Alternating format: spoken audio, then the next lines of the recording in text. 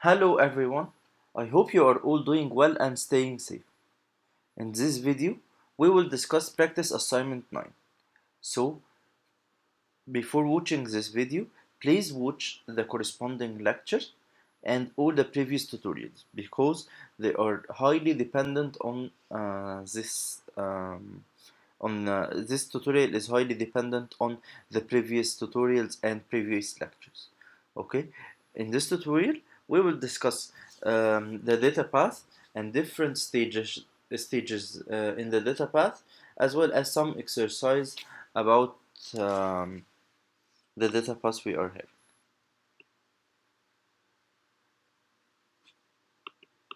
So let's have an overview for the data path of MIPS. We have different modules and different stages.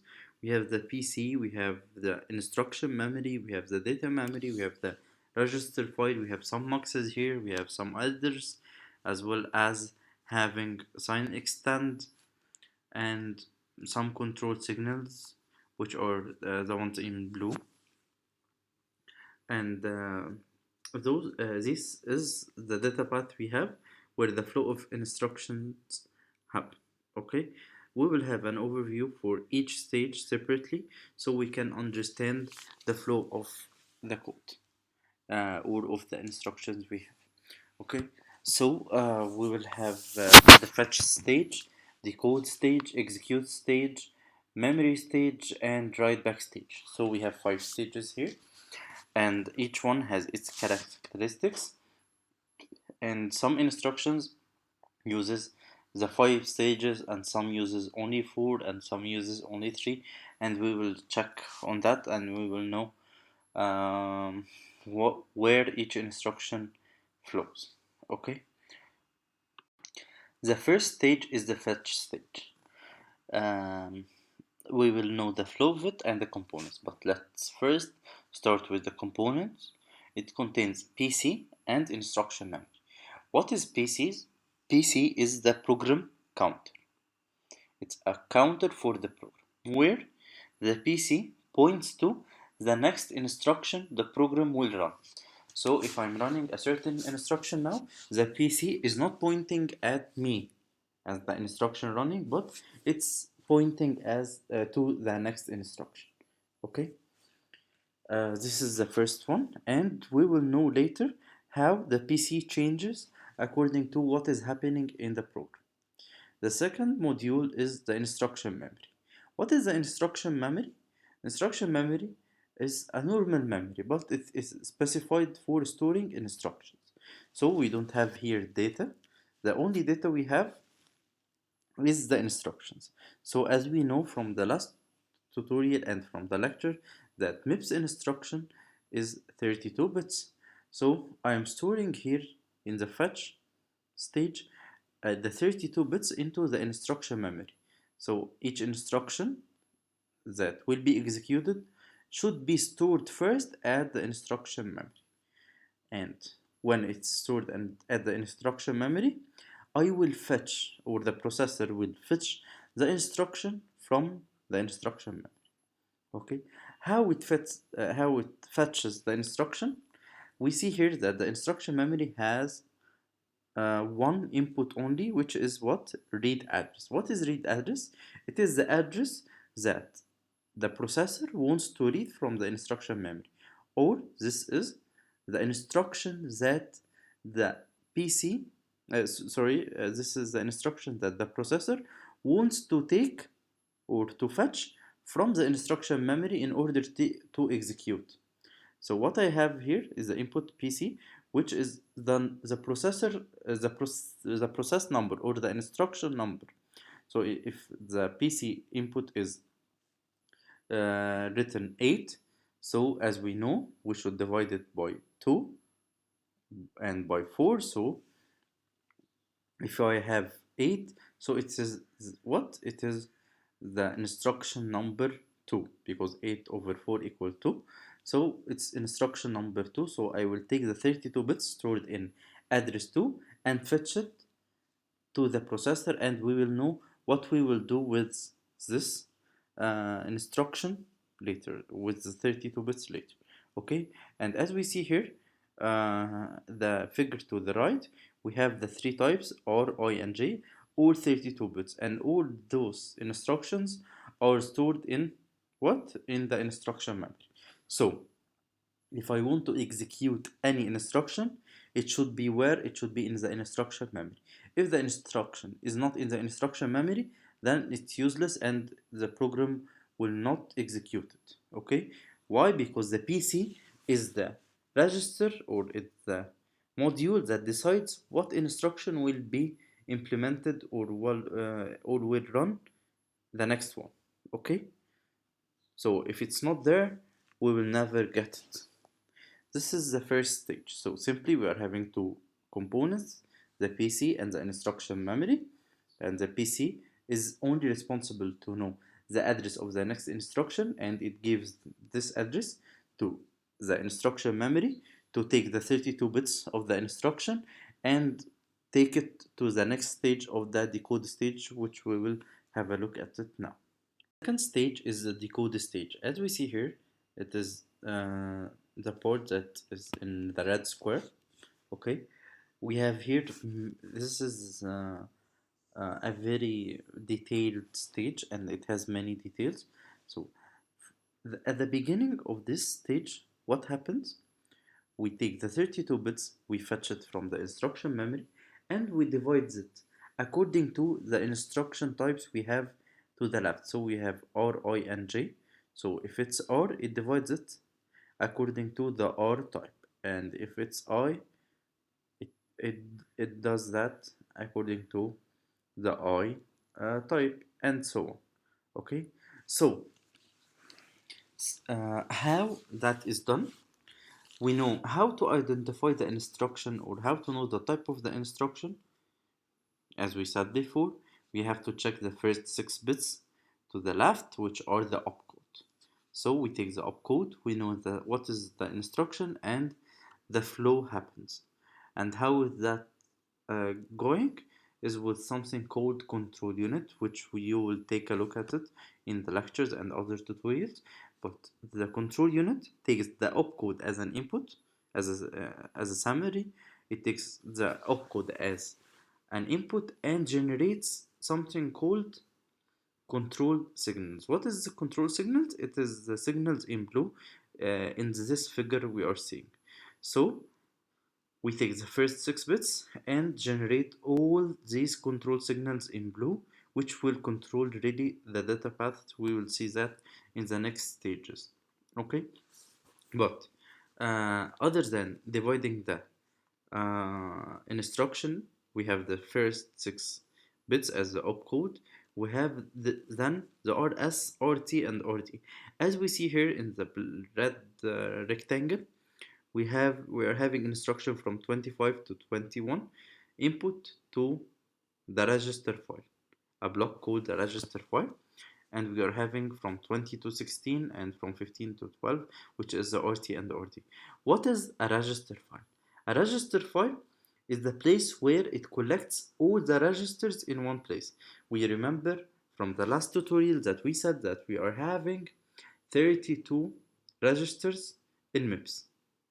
Okay, we are having 32 registers starting from register 0 until with registers like temporary registers, result registers, and so on. Okay, and we are having here the register file collecting all of them. So what is the input here is the RS. We remember also that the RS here, as we see in the figure, is 5 bits. What is the 5 bits? Is the number of the register, not the content of the register. So the input here is a number indicating the index of the register. So it's like an array. This is a simplification, of course, it's not an array, but as if it's an array, and I'm giving the register file the index I want the data in it. So uh, it happens 2 times in read register 1 and read register 2. So I take the 5 bits of RS, I take the 5 bits of RT, and what is the output? The output is the data in each register, where we have read data 1 and read data 2. So The difference is that read register 1 and register 2, each of them is just the number of the register, which is 5 bits, while read data 1 and read data 2 is the actual data stored in the register, where this is what? This is 32 bits. This is the size of it. So this is the second part. Okay. We are having here also a mux at the beginning, where the control signal register dist or rec dist controls it, deciding if it will take 0 or 1. What is this mux? As we know, we are having a destination register. Destination register only in R. But what if we are having an I instruction like add I, and we want to put the output in the RT, right? Because if we are having add I T0, T1, and 5, for example, the RS is the T1, and the RT is the T0, which is the one I want to write to it. So here, I just choose which one of them will I write, from the RD or from the RT. How can I decide that? According to the type of the instruction. If it's an OR instruction, I will take the data from 15 to 11 to be the RT. If it's not, and then the destination register will be what? Yes, the RT.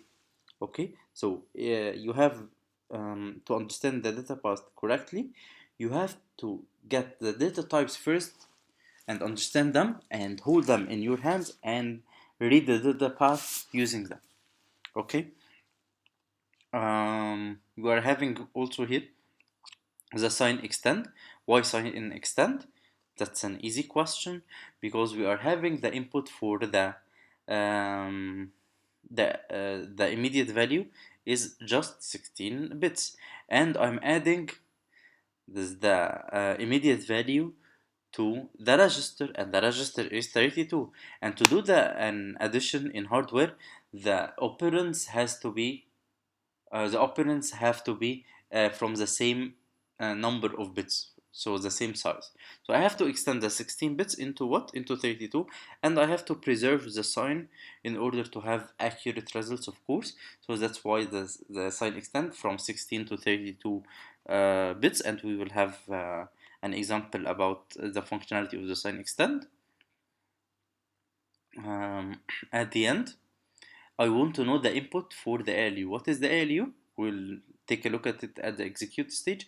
It is the part where we evaluate what we are doing, addition, subtraction, whatever arithmetic or logical operations happens in the um, in the ALU. So before doing that, we want to give the proper inputs to the ALU.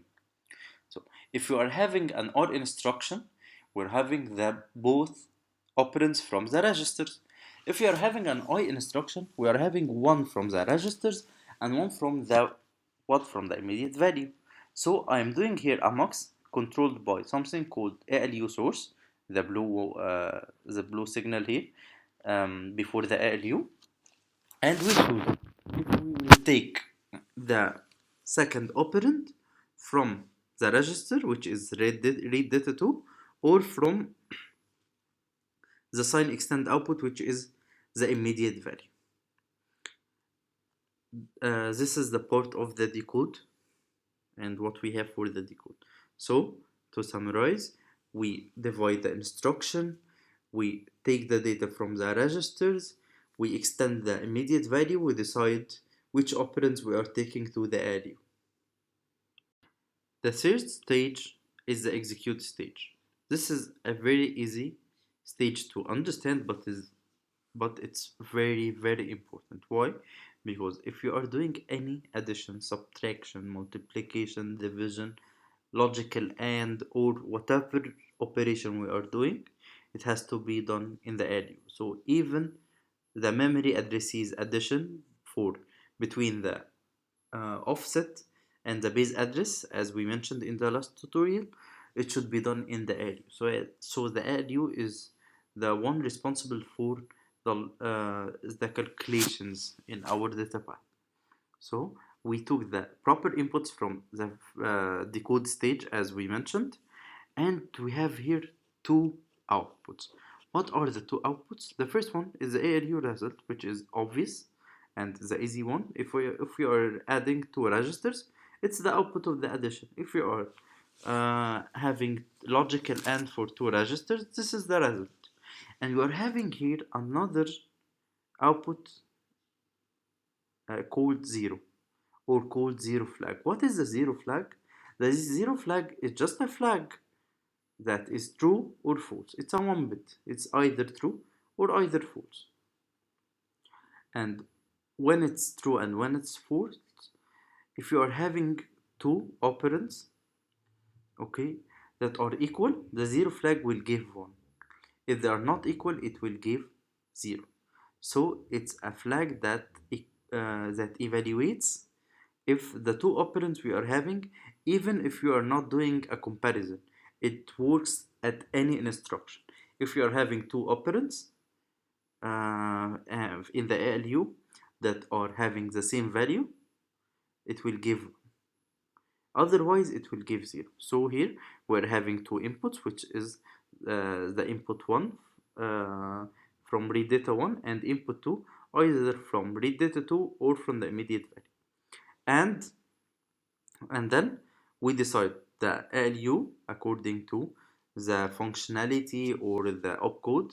We will take a look at that later, but what we care for is that the ALU will take the proper result of what arithmetic or logical operation it will do, and then gives two results. The first one is the output we are waiting from it, and the zero flag, which evaluates the equality of the operands in the input.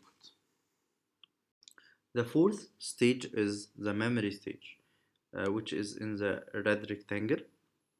We're having here two inputs for the memory and one output from the memory.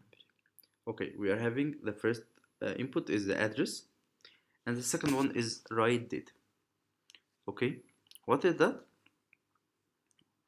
If you are having here a load, what we need to do is that we need to take some data from the memory into a register. So what do we need? We need the address for sure, and every time we are using the memory, we need the address to read from or to write from. Who calculates, or what is the stage that calculates the address? It is the execute stage. Okay, so we took the address from the execute stage, and we want to know if we are taking some data to the memory or we are reading from the memory into the registers. Okay, let's take the first scenario of the load. If I'm loading into a register, then I don't need any data from the registers. I just need from the memory the data I want, and outputs it the um, to the registers. So that's why in the load case, I just use the address and get the data from the data memory and outputs read data, which is the data I want to load from the memory. Okay, what happens in case of store? I also calculate the address to get the address I want to store the value I have into, and then the store works that I take certain data from the registers and I put it in the memory. So I'm using the memory to store what I have from the registers. So I need the write data. The write data is responsible for getting the data from the registers to put it into the memory, into which address? Into the address specified by the input called address here, resulting from the ALU result. Okay, so those are the two scenarios. As we see here, not to forget, we are having memory, memwrite, and memread, two control signals in blue. What are those signals? The memwrite is an enable that is 0 or 1. If it's 1, then I will write to the memory. Means that I am in a store instruction.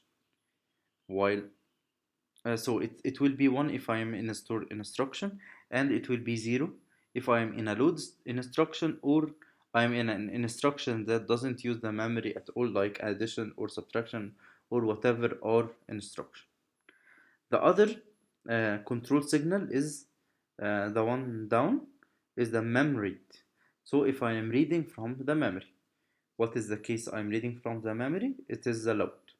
So if I am in a load instruction, the mem read will be 1. Otherwise, it will be 0.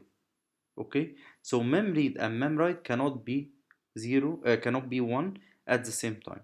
I'm either reading or writing from the memory at the same time, or in the same instruction. Um, this is for the memory stage. Okay? The last stage in the data path of MIPS is the write back. What is the write back? If you have data that resulted from the ALU or resulted from the memory stage, if you are in a load, and we want to write it back to the register. So it's like setting the register to the new value the data path calculated. So if I'm in an addition, after I finish the addition and I finish the memory stage without entering it, I have to go back to the register and put the output into the register file in order to update the value of the registers we have. Okay, and that's why there is a write data here uh, in the red box to the left, and this write data is the 32 bits output that is put into the registers bank. Okay, and that's how we set the result at the end of each instruction if I am having a write back, because some instructions shouldn't go back to the register file, as for example the store just gets the result and put it into the memory, and then it doesn't do anything related to the registers. Or for example, branch equal or branch not equal, if I will branch I will do nothing, or if I not branching I will do nothing to the registers, or I will change nothing to the register file. And that's why we will not do a write back here. Okay, and we are having here a mux.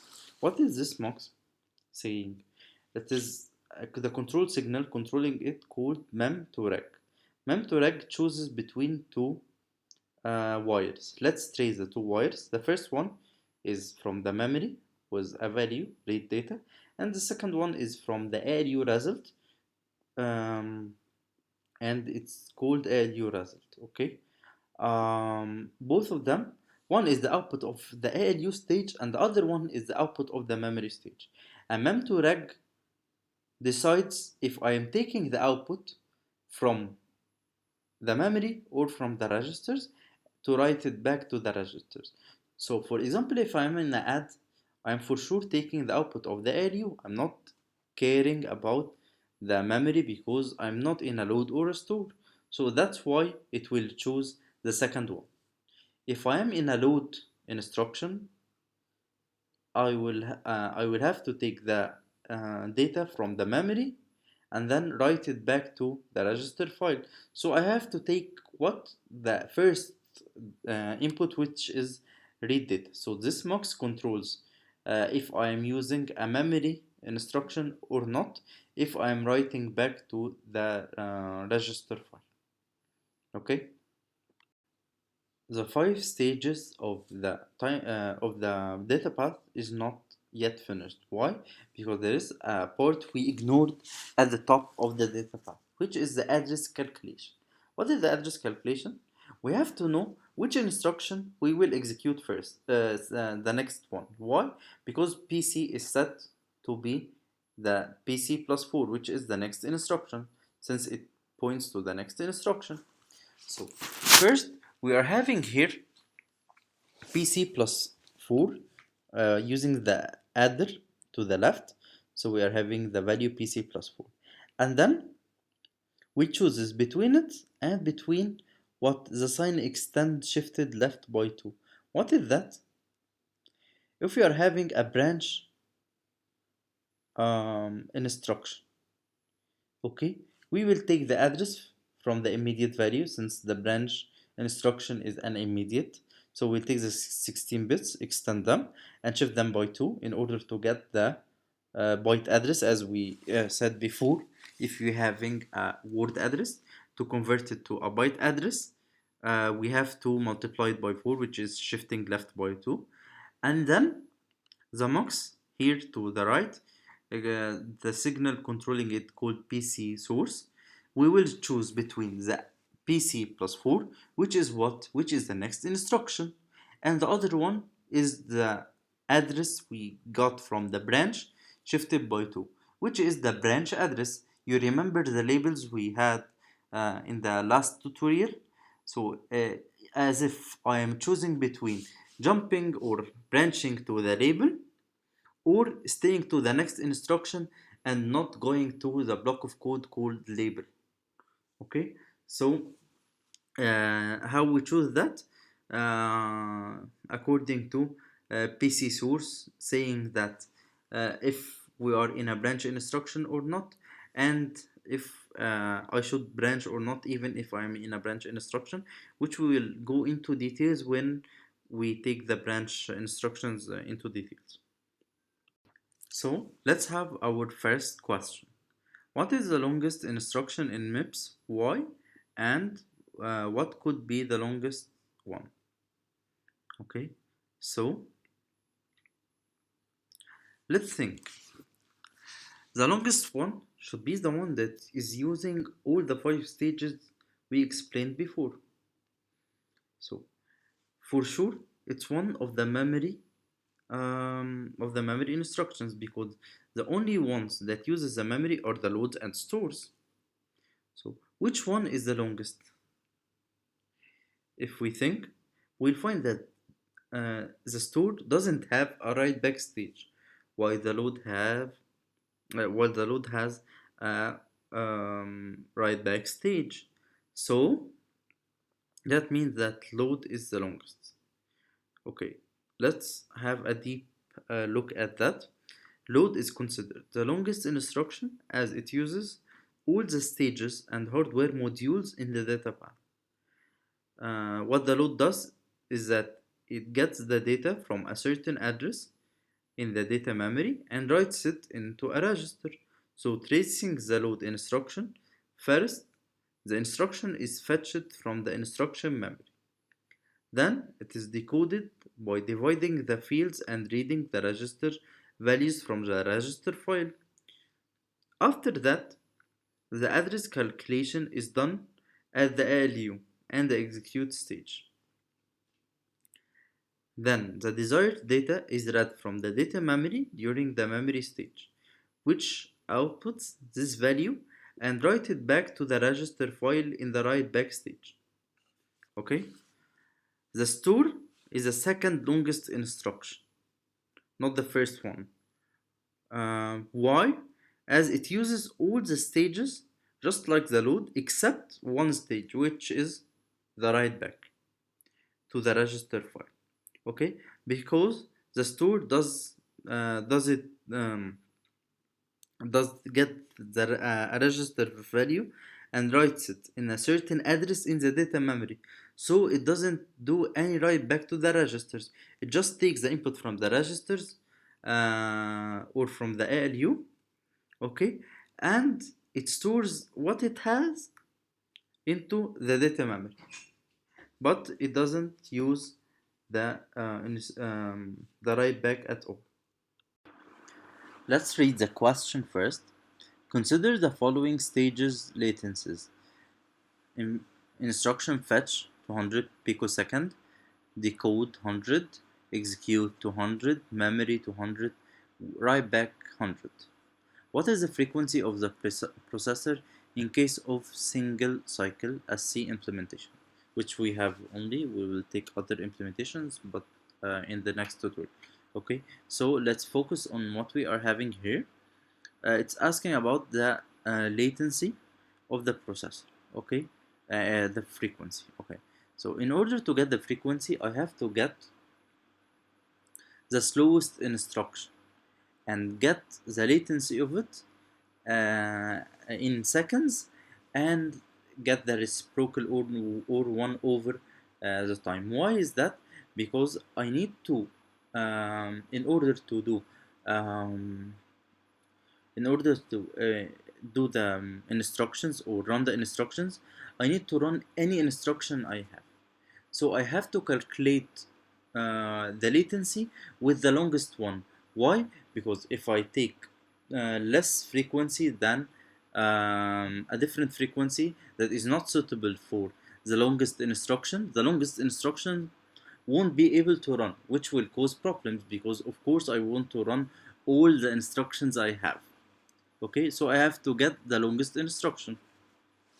And we got from the last question that load is considered the slowest instruction. Therefore, if you want to get the frequency, we will need to calculate the latency for the load instructions, which needs all the 5 stages. So we have to add all the 5 stages, which we will get the 800 picoseconds. Then we get the frequency. If I have the time, I can get the frequency by dividing 1 over, by having the equation of 1 over the time. It will get me the frequency. So the frequency, I just do the conversion of picoseconds, which is 10 power negative 12. I will get it's 1.25 gigahertz. Okay, so in this question, what we need to know here is that the load uses the 5 stages. Is that to get the latency, to get the frequency, I have to get the latency of the slowest instruction, which is the load, and then get the reciprocal or 1 over the time to get the frequency. So let's read the question first. Why is a sign extend module needed in the simple implementation of MIPS? This is MIPS data paths in the figure. To know the use of the sign extend module, we need to recall some information.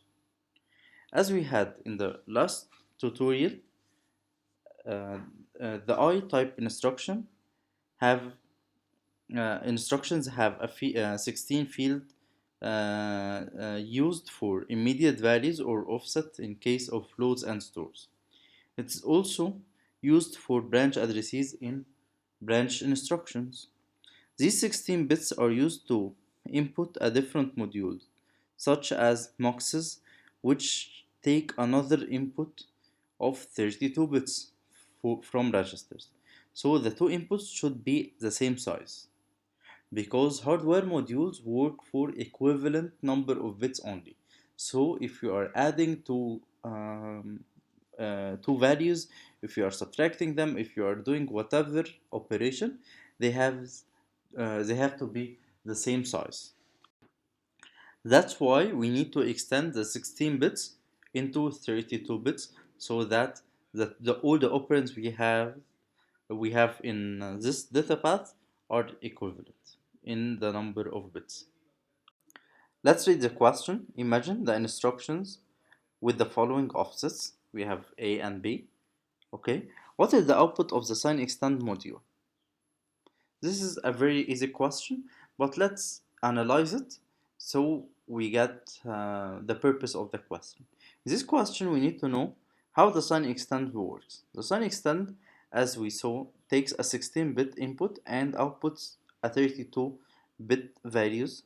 How does it extend the two options? It extends with zeros, extends with ones. If we extend with zeros, the value of the number will be changed if it's a negative number. If we extend with ones, the sign of the number will change if it's a positive number.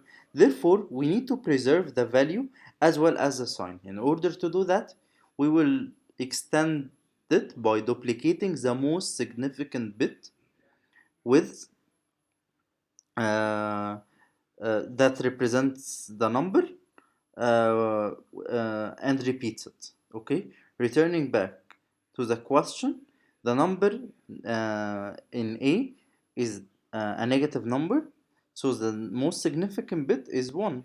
So the extended number will be as in A. Okay, we will extend with ones only. While in B, the number is positive, so we will extend with zeros only. This is the two cases we have. Okay, so we extended according to the sign of the number. How we got it? From the from the most significant bit. In case of A, it was 1. In case of B, it was a 0. So let's read the question. What does the address field in the jump instruction represent? Now we will talk about the jump instruction. First, this is the division of the machine code of the J type instruction in the upper figure. It consists of 6 bits opcode and 26 bit address. This address represents the word address of the desired instruction address. Since MIPS is a byte addressable architecture, we need to convert the word address to a byte address. Since MIPS, everything in MIPS is byte addressable. So we will multiply the address we have, or the 26 bits, by 4, which will make it 28 bits. That's why the 26-bit field in jump instruction is a word address, meaning that it represents 28-bit byte address. To what instruction seen in class the jump looks like? What is the main difference between the two? Jump looks like a branch instruction, but it's not conditional. For example, like the two instructions shown here, that jump to label 1 and branch equal T1, T2, label 2. Here we jump to label 1 unconditionally, as there is no constraints. On the other hand, the branch instruction here, we will go to label 2 only if the values of register T1 and register T2 are equal. Another difference between the address range is that the J-type instructions, there are 26 bits reserved for the address. However, in the branch address, which is an I-type, there are only 16 bits that are reserved for the address. In the jump instruction, the effective target address in the current 256 maybe byte region. How is the destination address for a jump instruction form? Hint, the lower 2 bits of a jump address are always 00 base 2. Now we will know how to calculate the jump address. Let's start. Since we have only 26 bits reserved for the address in the J-type instruction, and the addresses in MIPS are 32 bits, we need to extend the 26 into 32. First, we will convert it to a byte address, as we mentioned previously, by multiplying it by 4, or shifting left by 2. So, we now have 28-bit address. We still need another 4 bits to complete the 32. That's why we will take those bits from the most significant bits of the PC plus 4, the current program counter, as shown in the figure. As these bits will make our jump address relative to the current address. For example, if you have a jump address shown here in green and black, the most 6 significant bits shown in green are its opcode. The other 26 bits are the target address. These 26 bits are taken and shifted left by 2, and then concatenated to the most significant 4 bits of the current PC plus 4 shown in red. So that's how we form the target address of the jump. And we should also state here that the jump is a way to change the address we are reading from. So it's one of the ways to change the PC. We have several ways to change the PC. Either go to the next instruction by adding the PC plus 4, or by shift or by the branch instruction and all its types, as well as the jump instruction as jump to a label or JR or jump and link. We will talk about these instructions in details later in the semester. Here we can see MIPS data path after adding the J-type implementation, which will differ in the upper part only. First, jump address calculation in the red squares, where we shifted the 26 bits by 2 and then concatenated them to the most significant 4 bits of the PC plus 4. Moreover, we have the selection part of the addresses, where the first we select between the next instruction and the branch target address if it's a branch instruction from the beginning. Afterwards, we select between the output of the previous selection and the jump address calculated previously if it's a jump instruction according to the jump control signal, here controlled by the mux connected to the control unit, which is in orange. That's all for this tutorial. Please study well and study this tutorial very well because it's very important, and many stuff in this semester will depend on, or in this course will depend on this lecture. So please, this tutorial and the lecture corresponding to this. So please concentrate and study this well, and come to the lab. And if you have any questions, please ask them in the interactive sessions or on Piazza. Thank you.